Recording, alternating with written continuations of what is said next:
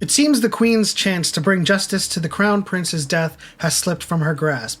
With the interrogation looming, Grand Prince Songnam tries to bring forth a material witness in Master Toji, but the physician eludes him, and the Queen must make bold maneuvers to avoid deposition. As the Crown Princess expresses a desire to leave the palace to protect the Grand Heir, the Queen makes a clever play to disguise the princess's exit from the palace as guilt. She throws the Crown Princess under the bus and gets her demoted to a commoner, but it was all part of the plan.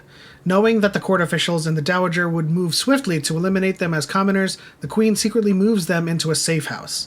Soon after, the Queen herself makes a deal with her enemies to stop their shady schemes so that she may convince the king to initiate the Taekyon. And this might be a reach, but is Court Lady Shin somehow a double agent?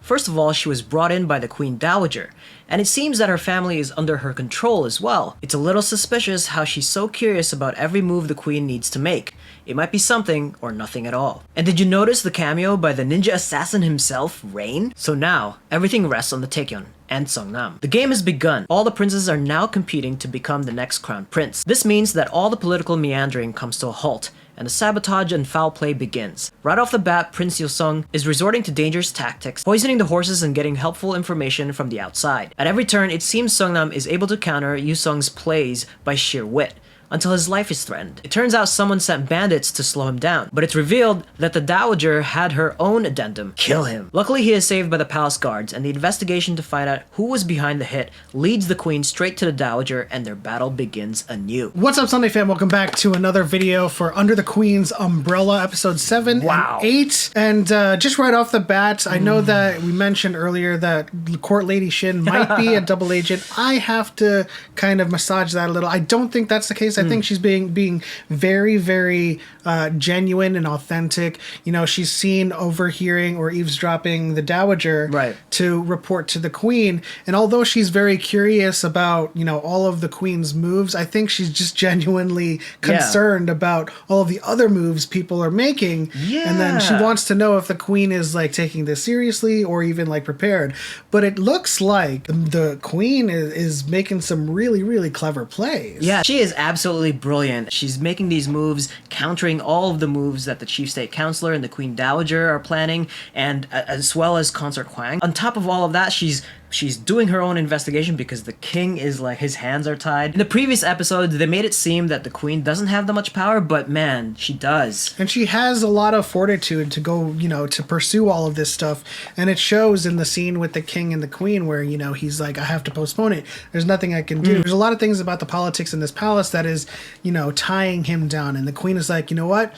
I'm just going to do this as a mother instead of a queen. And that was a badass scene. So we get to the point where she's investigating the attempted murder of Songnam. She confronts the consorts. And Huang is concerned and nervous to hell because she did not do this. She only wanted the bandits to slow him down. And then the Dowager, him a little bit, and then the Dowager usurps her and is like, no, go kill him. And so she's like panicking because she did not want that to happen. So that's very important, right? Because Consort Huang, obviously, she's not as crazy as the Queen Dowager. The Queen Dowager will do whatever it takes, even if it's like murder or just complete annihilation of a complete family. She will do that. It showed because she did it to the former Crown Prince. And she was going to do it to the Grand Heir and the Crown Princess. So there's something very important to that because I feel like Consort Huang is like stuck in the middle here because she's also working with the Chief State Counselor. She's also in line with or in bed with the Queen Dowager, but she has no knowledge about what the Queen Dowager is doing, so things might end up happening in the future episodes where she might have a change of heart and like start to really kind of decide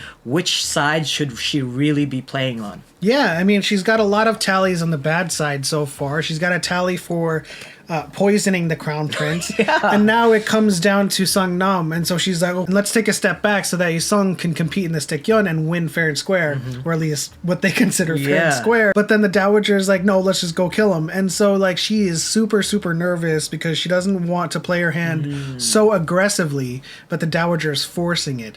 But Songnam just keeps on outwitting everyone. First of all, like out of the bat, we realize how much the Crown Prince trained and prepared Songnam to replace him, like with the bow and arrow and using the wind and, you know, going to the stables and finding that the horses were poisoned by Isong. What the hell is this kid doing? He's gonna do everything in his power to kind of gain the upper hand, right? Like we already know that he's a shady prince, and he'll do whatever it takes. He's just like the Queen Dowager. He's just like his mother's. So they're doing the tactics that are illegal, while the other princes are doing things by the book or just doing things fair and square, right? Yeah. But at the very end, where Prince Bogum shows up in front of Park Geun-gu, and then Prince Seongnam is there as well, he leaves him to fall off the cliff. I don't fault him for that, because Seongnam did just leap off by himself. Yeah. So I won't really fault him for, I guess, taking the advantage on that. Seongnam is being a little bit rambunctious there. It's between the two of them now to convince Gyeonggu to come back and be the minister of taxation. Prince Bogum kind of approaches it very straightforwardly, right? Like just kind of, I feel like a little bit more arrogant and kind of entitled when he's speaking to Gyeonggu. But Seongnam comes in and tries to understand like what he's thinking and how he feels about politics and all that. Comes in with a little bit more empathy, I guess. And so I feel like Seongnam is gonna be a little bit more successful and ultimately bring him back to the palace. Yeah, I think if we're going to follow the flow of the narrative, Seongnam is definitely going to succeed in this. Oh, but then going back to the investigation of the prince's death, physician Kwan was expelled from the palace, and he goes off to meet Master Toji. Now, what does that have to do with anything? It almost feels like Master Toji was part of the physicians with the old regime when they were all murdered and like just like wiped Queen out. Yoon. Yeah, by Queen Yu. So like he might be planning something along the side. I don't know if he's planning anything, anything, but I do think him evading Seongnam from coming back to the palace means that he has some sort of like history with the palace. Yeah. So you might be right. He might be a former royal physician for the old guard or the old regime, and he might be trying to just stay away. Maybe he has evidence.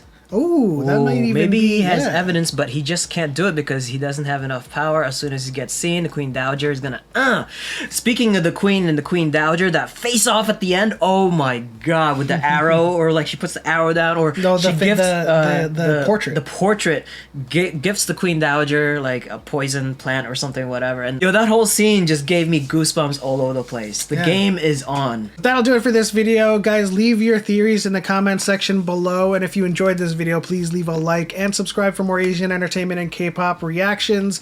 Hit the bell icon to turn on notifications, but as always, this is what we're watching this Sunday. We'll see you guys next time.